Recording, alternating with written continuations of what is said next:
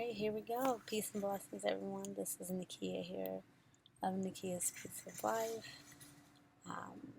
And this is a recap for the water fast, aka detox, abstaining from all foods, that I've been sharing with you all. And so don't mind the roadway in place. It's a little quiet moment as the children are going in, going shopping with Dad. And so this is not going to be that long. The past 3 days, I'm covering day 6, just sharing with you all what has been happening. Key things I'm going to touch on as I'm getting this video together is how my energy levels have been, maybe productivity, like workload, the things I've been doing, and just insights about the cleanse and things that I've learned. So we'll start off with energy levels. So day 6, I think I got up. I was feeling a little bit more energized. Again, not hungry. Hunger hasn't been the thing. It's been more so of paying attention to the water that's needed and structuring of the water, and making sure that I can maintain my hydration along the way. As you notice, I've definitely shedded a lot of excess fat, I would say, and getting down to, I guess, the lean body weight that I need to be in. All the process, right? So, oops. But again, we're talking about energy levels. So, energy levels, there was a lot going on the 6th. We were preparing for a business summit. We were also planning for performance for the children.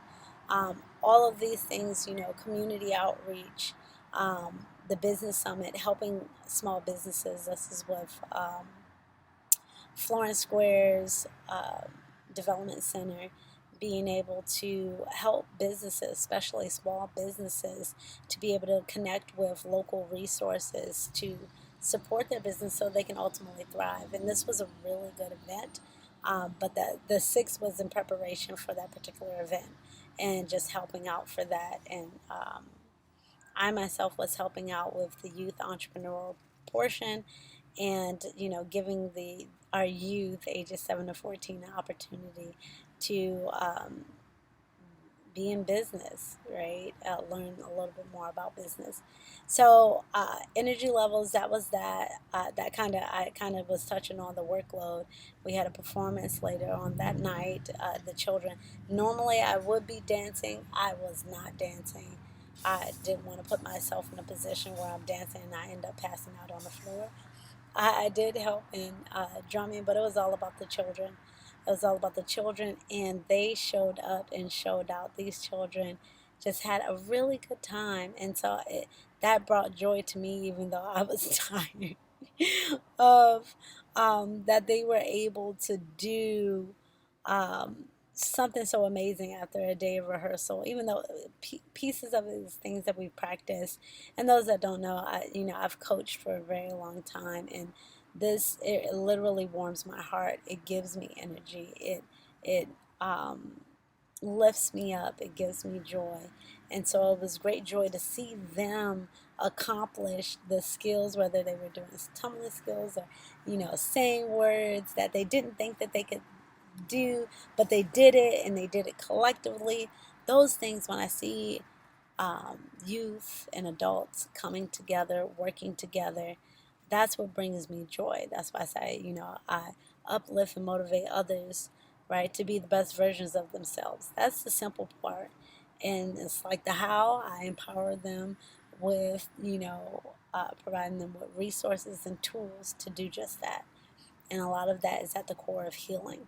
And healing is not easy. So, but it's very important. Some might be like, so Nakia, they have food and other things like that. You didn't have any, want to have the food or other things like that.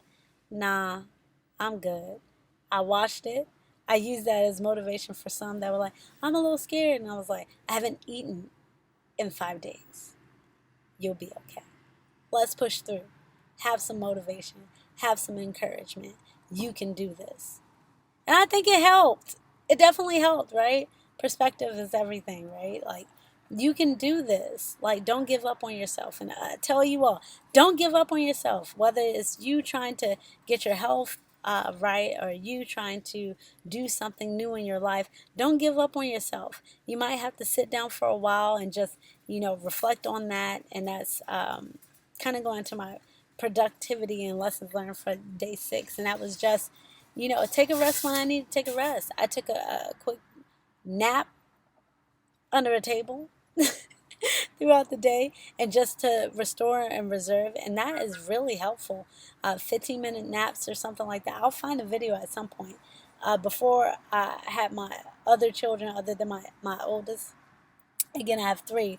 Um, Somebody mentioned to me, they were like, yeah, if you take like 15-minute naps, it'll give you power, it'll give you more energy, it'll charge you up, and you'll be able to continue.